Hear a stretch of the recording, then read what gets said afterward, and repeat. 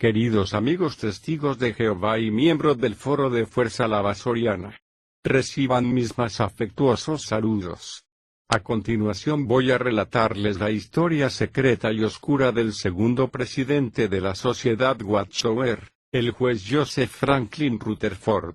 Mi nombre es Doug Eckets, también conocido con el sobrenombre de Farkel.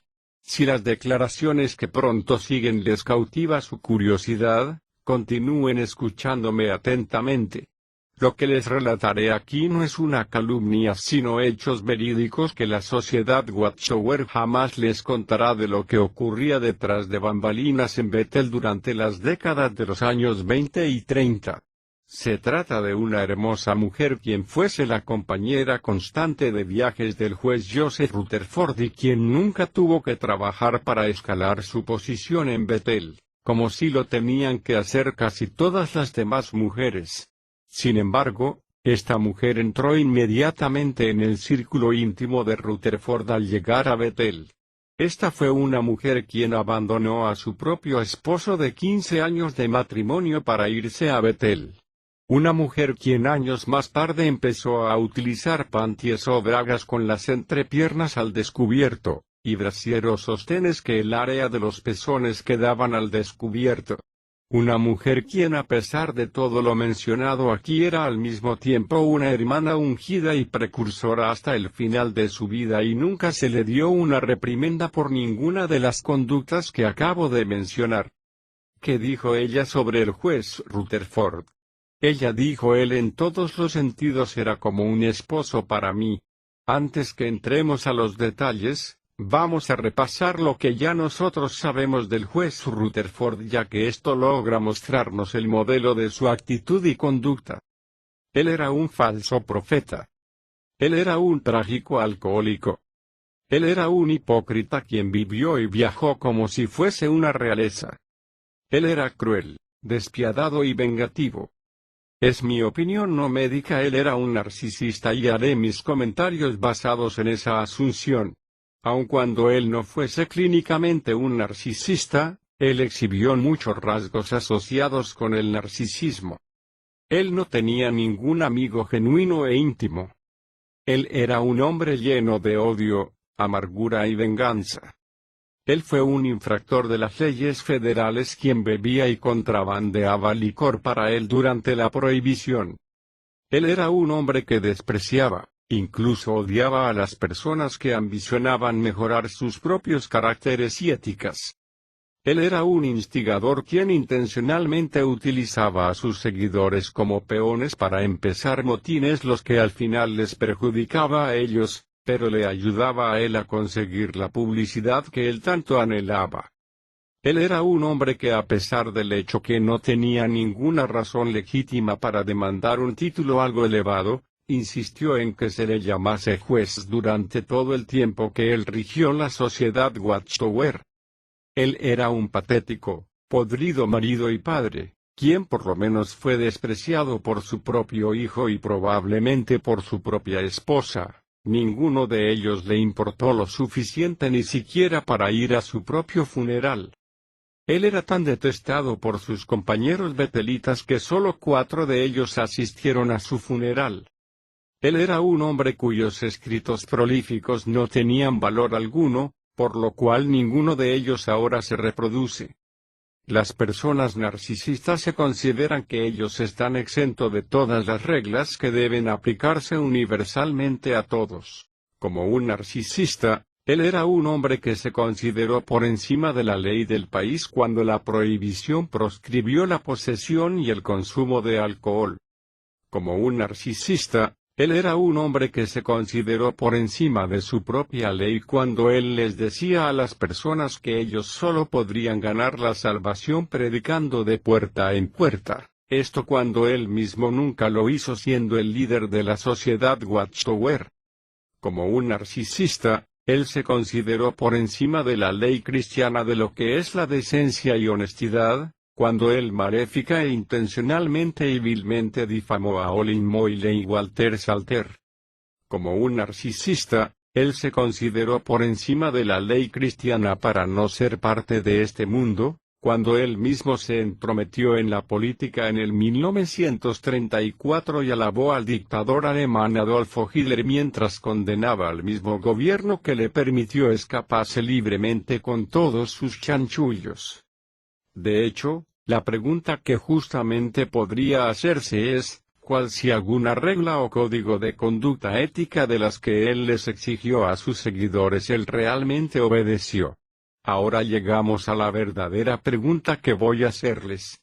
Dado a la conducta grosera e inmoral de Rutherford que les acabo de delinear, ¿no estaría Rutherford más bien inclinado a violar todavía otra ley, la ley cristiana en contra de la comisión del pecado de adulterio?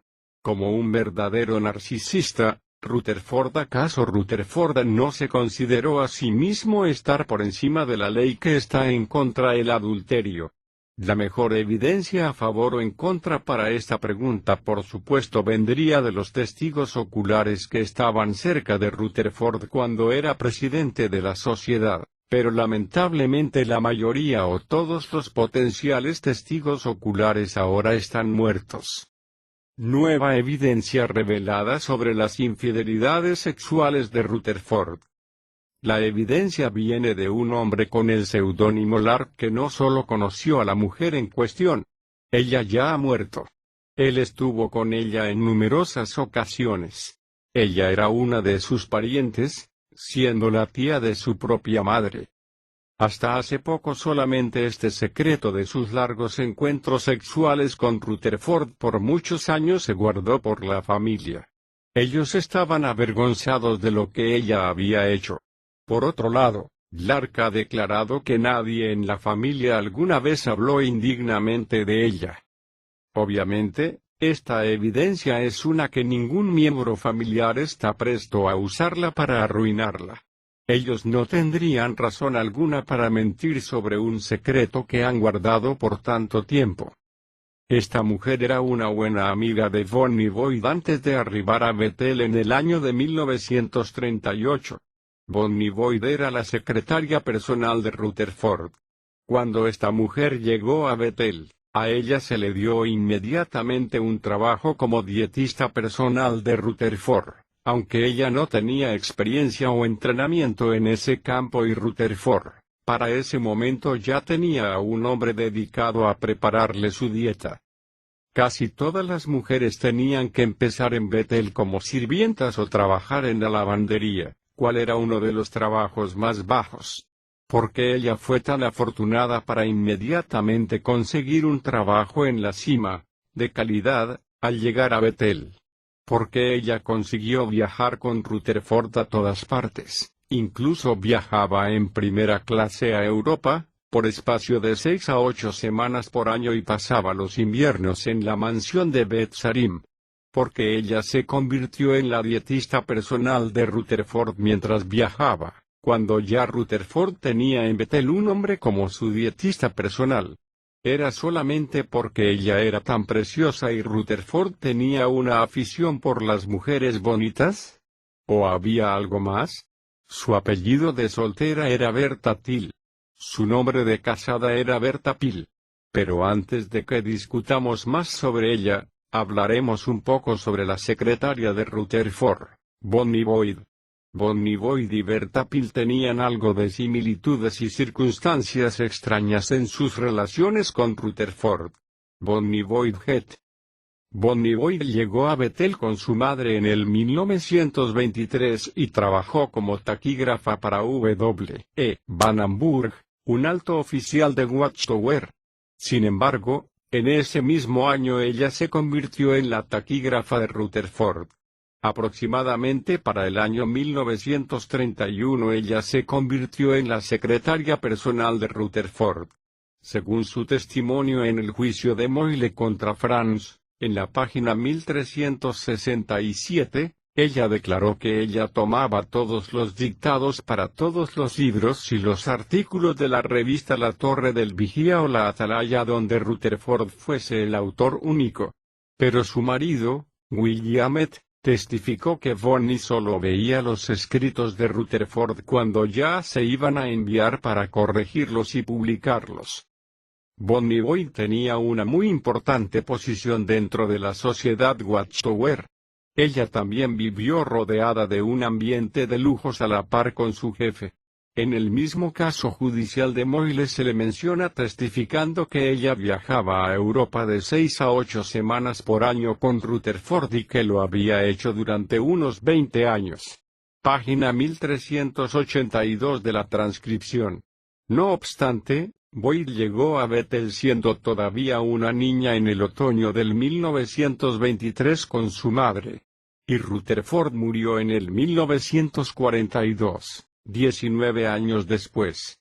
Unas semanas después de la muerte de Rutherford, el periódico en inglés titulado La Unión de San Diego del 18 de febrero de 1942, la citó a Bonnie como diciendo que ella era la hija adoptiva del juez Rutherford, y había estado con él continuamente desde que ella tenía 16 años de edad. ¿Por qué Rutherford tendría a una niña de 16 años de edad como una constante compañera de viaje? Rutherford consideraba a las mujeres como inferiores y quienes deberían permanecer en su lugar apropiado, como es indicado por sus comentarios a menudo declarando que las mujeres solo son una pila de huesos y un mechón de pelo. Vea la Atalaya, en inglés del 15 de septiembre de 1941, página 287. Una vez más, si Rutherford pensaba tan poco y denigrante de las mujeres, porque él tenía como una constante compañera a una niña de 16 años de edad. ¿Porque él era generoso con esta niña y tan afectuoso? Nadie lo conoció jamás que Rutherford fuese así. Bonnie Boyd fue una de los 4 testigos quienes firmaron las escrituras de la propiedad de Beth Sarim en enero de 1930. Si ella solo tenía unos 16 años de edad para el otoño de 1923 cuando ella llegó a Bethel, entonces solo tenía aproximadamente unos 21 años de edad cuando ella firmó las muy significantes escrituras de la propiedad de Beth Sarim. ¿Qué hizo ella, una mujer tan joven, para merecer tal honor de tener su nombre incluido en las escrituras de esa propiedad, un acto de tanta importancia? En el año de 1938 Bonnie Boyd se casó con William Ed, un heredero de uno de los fundadores de la compañía Coca-Cola. Ed era pero muy rico. Ella continuó acompañando a Rutherford por todas partes junto con su nuevo esposo donde quiera que él fuera. Pero hubo una cosa que cambió. Su esposo era el heredero de parte de la fortuna de la Coca-Cola y ella ya no estaba compelida a depender de Rutherford para vivir y viajar en lujos, o preocuparse de que fuese echada fuera de Bethel y volver de nuevo a la pobreza y desesperación durante la Gran Depresión de los años 30. De la carta de Olin Moyle a Rutherford, mas él le dijo lo siguiente. Aquí de nuevo se muestra un trato desigual y discriminatorio. Un hermano dejó a Bethel hace algún tiempo con el propósito de casarse, y, así estoy informado, se le negó el privilegio de ser precursor en Nueva York, al parecer debido a una desaprobación oficial de Rutherford, por su acción de abandonar la casa Bethel. Por otro lado, cuando Bonnie Boyd se casó, ella no tuvo que salir de Bethel. Le permitieron traer a su marido a Bethel a pesar de la regla escrita cual indica que ambas partes que se casan deben de haber vivido antes allí durante 5 años. ¿Por qué Bethel rompió una de sus reglas que siempre fue tan rígida e hizo una excepción para una mujer, que tenía un puesto de los más bajos en categoría, llamada Bonnie Boyd? ¿Qué la hacía tan especial que ella pudo evadir las reglas estrictas de Bethel? ¿Fue debido a las grandes riquezas de su marido? Las mujeres están entre las categorías más bajas en la vida de Bethel, y era aún peor que eso en los tiempos de Rutherford. Solo huesos con un mechón de pelo. ¿Acaso Bonnie sabía algo que pudiese usar en contra de Rutherford lo que causó que fuese tratada con manos de guante y tanta deferencia? ¿Sería acaso el dinero de su nuevo marido que causó que Rutherford rompiese sus propias reglas pensando que podría dejar su dinero como herencia a la sociedad para beneficio del presidente, o sea de él mismo. La persona que nos informa este testimonio de otro testigo ocular declaró. Y según Ward Thornton, un estimado amigo mío, ahora difunto, fue la secretaria de Nathan Knorr quien le escribió al informante conocido como K.M., donde Bonnie había tenido relaciones íntimas con casi la mitad de los betelitas en los años 1950. Los grandes líderes en ese momento sabían del escándalo, pero evidentemente escogieron barrerlo bajo la alfombra y mantenerlo en estricto secreto, oculto, que no se sepa, tal como años después continuaron encubriendo a sus homosexuales y pedófilos dentro de las congregaciones para mantener sin mancha a la organización de Jehová, entre comillas. ¿Coincidencia? ¿Lo es o no? Solo un mes después de que Bonnie Boyd se casó, ya Rutherford tenía una nueva, hermosa y fémina compañera de viaje quien era mucho más joven que él. Esta vez la hermanita de nombre Bertha Peel. Bertha conoció a Bonnie Boyd algún tiempo cerca de principios de los 1930. Esto fue confirmado por su sobrina, la madre de Lark. También fue confirmado por Olin Moyle en la transcripción del juicio en las páginas 1299-1301. En ese momento, Bertha era una precursora a tiempo completo y parte de los ungidos. Durante este tiempo ella viajó a Europa con Bonnie Boyd para asistir a una convención europea de los testigos de Jehová. Allí ella se encontró con Rutherford. Su familia tenía muy poco dinero. Ellos se mudaron de Carolina del Norte a Akron, Ohio y su hermano mayor se esforzaba para mantener a Bertha y 9 otras personas, incluyéndose él durante este tiempo. Esta era la Gran Depresión y nadie apenas tenía dinero para comer, menos aún para viajar al extranjero como turista.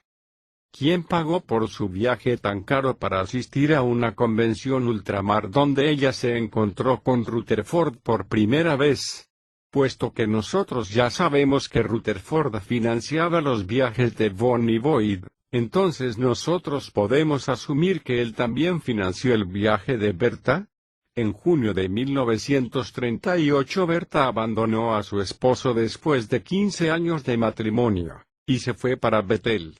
Esto fue a solo un mes, después de que Bonnie Boyd se casara y se convirtiera en la señora de William Heath. Entre ella y sus 3 hermanas, Bertha por lejos era la más hermosa de todas según Lark, su gran sobrino.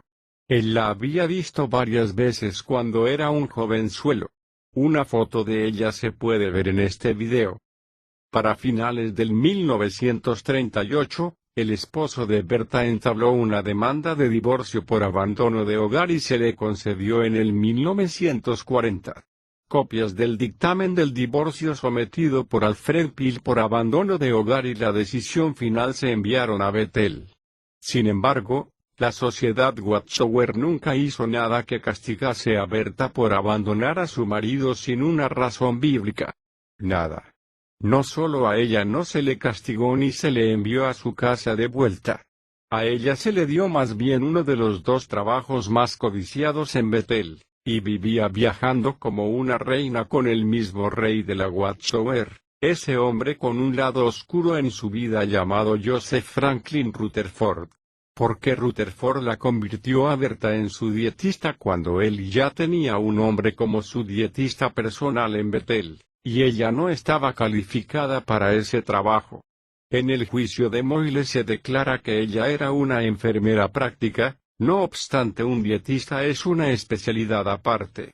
También se trajo a colación en el juicio de Moyle que Rutherford ya tenía su propia enfermera privada. Y se ridiculizó la explicación que Rutherford necesitase 2 de ellas, puesto que él evidentemente estaba bastante saludable para viajar y conferenciar tan extensamente.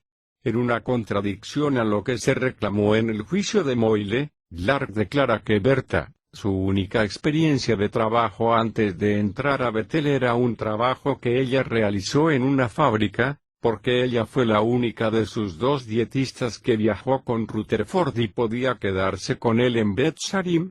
porque ella consiguió al entrar inmediatamente en Betel ascender meteóricamente al igual que los privilegiados. Panties o bragas con el entrepiernas al descubierto. Algunos años después de que Rutherford murió, Berta continuó adelante como una precursora y una de los miembros de los ungidos. Ella fue a visitar a sus familiares y le regaló a su propia hermana algo de ropa interior que se compró en Francia durante el tiempo que ella todavía estaba en Betel. Estas fueron un par de panties o bragas con la parte del entrepiernas al descubierto y un sostén que tenía agujeros en el área del pezón. Sus familiares se sobresaltaron por esto. Ella era una ungida. Ella todavía era una precursora. Por ella usaba panties o bragas con la parte genital al descubierto. Cuando Lark tenía 13 años él vio a su tía, la hermana de Berta, llamada Lona llevando este sostén exhibiendo sus pezones. Él reaccionó como cualquier muchacho normal de 13 años de edad. Él quedó encantado. La historia de la horquilla.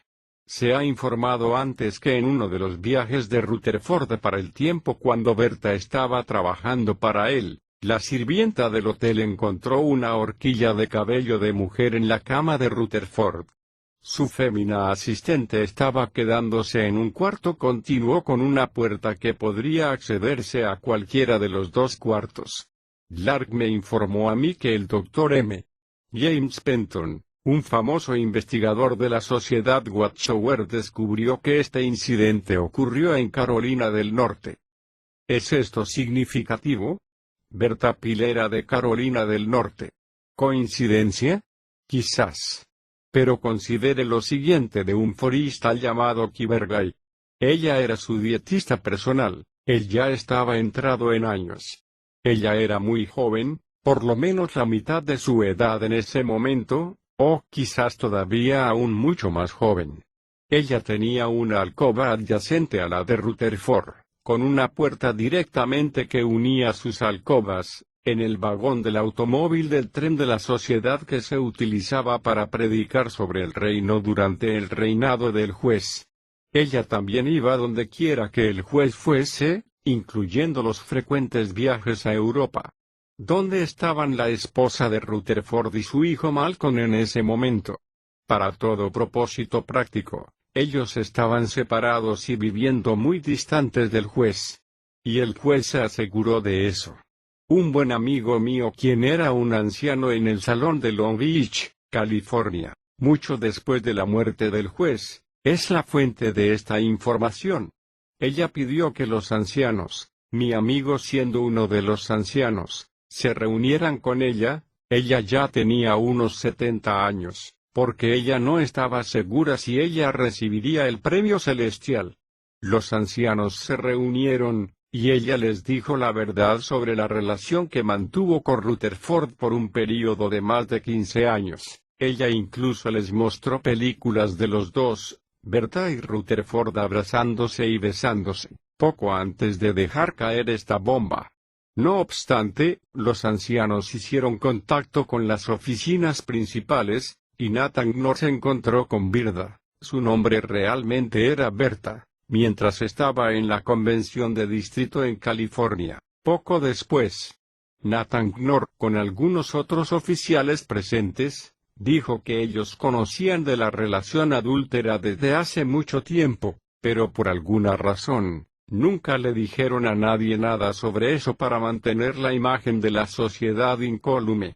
Ellos también le dijeron a Berta que como esto había sido tanto tiempo en el pasado, que no se preocupara por eso, que Dios la perdonaría. ¿Es esto una vara de doble medida o qué? De hecho, claro que sí. La prima de Lark, llamada Sue, hija de la hermana de Berta, le dijo a él que cuando Berta era joven, ella era pero tan díscola y rebelde que fue la única hija de 4 que su padre necesitó darle de nalgadas.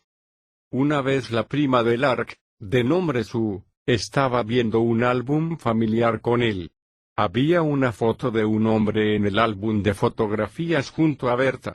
Sue le dijo a Lark que el hombre en la foto era un oficial naval casado.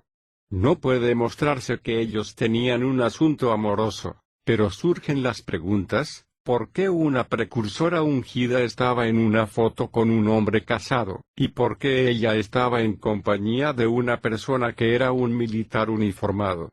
Bonnie y Berta, sus similitudes. 1. Dos mujeres que eran las más íntimas a Rutherford durante el final de su vida. 2. Dos mujeres que eran las compañeras constante de viajes y compañeras convivientes. 3. Dos mujeres que fueron propulsadas rápidamente al pináculo de la élite de la Watchtower. 4. Dos mujeres que rompieron las reglas más estrictas de la Watchtower, y sin embargo ni una cosa se hizo sobre eso. 5. Una mujer que se convirtió en la compañera constante de Rutherford cuando ella tenía solo 16 años de edad. A ella se le acusó por parte de un hombre que no tuvo miedo de identificarse por su nombre afirmando de que ella había tenido relaciones íntimas en Bethel en los años 1950. Otra mujer que mágicamente recibió pasajes pagados a Europa durante la Gran Depresión y que inmediatamente al entrar a Bethel recibió un trabajo florido como parte de la élite, que no solo ella no estaba calificada para tenerlo, sino que el trabajo ya estaba ocupado por otra persona, quien necesitaba tener 2 dietistas para ese entonces. 6. Una hermosa mujer joven y de condición pobre traída a Bethel quien inmediatamente se convirtió en la asistente personal y compañera constante de Rutherford a solo un mes después de que otra asistente personal y compañera constante se casara. 7. La Gran Depresión donde nadie tenía dinero y cualquiera se moriría por tener la oportunidad de vivir la vida lujosa de Rutherford. 8. Alcobas adyacentes con las puertas que se conectaban los cuartos de dormitorio donde estaba Rutherford para que estas mujeres se vieran en privado con el juez en los trenes y los hoteles. El hábito del juez de trabajar por la noche en Betzarim cuando el resto de su personal de los quehaceres domésticos ya estaban durmiendo. Pantaletas mostrando las partes íntimas y sostenes provocativos que eran utilizados por una precursora ungida quien también además fue una niña muy rebelde con sus padres. Un solitario, viejo vulgar enfermo sexual inmoral borrachón, con todo el poder y dinero que él pudiese pedir, y quien solo veía a las mujeres como unas aceptables si éstas permanecen en su lugar apropiado y se sometían a sus caprichos y deseos sexuales más bajos. Un dictador absoluto quien rompió todas las reglas que él mismo puso para los demás, y quien se consideraba a sí mismo por encima de tales reglas. El testimonio de un nombrado informante de que Nathan Knorr y otros conocían sobre las infidelidades de Rutherford con Berta y no hicieron nada sobre esto, al mismo tiempo lo mantuvieron encubierto porque le tenían terror a Rutherford que los pudiera echar de Bethel de un plumazo sin miramientos porque Rutherford era cruel y despiadado, un maldito sirviente de Satanás el diablo. Él no tenía ética moral, pero sí tenía los motivos. Él tenía las víctimas voluntariamente o de lo contrario. Él tenía las oportunidades. Él tenía las coartadas y él tenía el encubrimiento. Él tenía a los betelitas totalmente sometidas a su tiranía para continuar este encubrimiento. Era el Rasputín de la Watchtower, el Calígula moderno despiadado y torcido. Tanto era el odio que le tenía Knorr a Rutherford, que apenas murió Rutherford en 1942, le echó todos sus libros y folletos a la basura para que no se publicaran nunca más, además echó a la calle, o a la basura todas las cosas personales que Rutherford guardaba en su oficina de Bethel y se deshizo de Betzarim vendiéndola en silencio, sin levantar mucho polvo, para borrar un bochornoso capítulo en la historia corrupta de la sociedad Watchtower, con un presidente de tal calaña. Y ahora nosotros hemos destapado una nueva historia sobre Rutherford. ¿Recuerdan lo que Berta Peel dijo en la corte y está en las transcripciones de la corte? Él en todos los sentidos Rutherford era como un esposo para mí. Espero que este video haya sido muy educativo para todos ustedes y para que se enteren, amigos testigos de Jehová y público en general, del lado oscuro del segundo presidente de la Sociedad Watchtower de los Testigos de Jehová, el juez Joseph Rutherford. Un ungido de Satanás. Punto.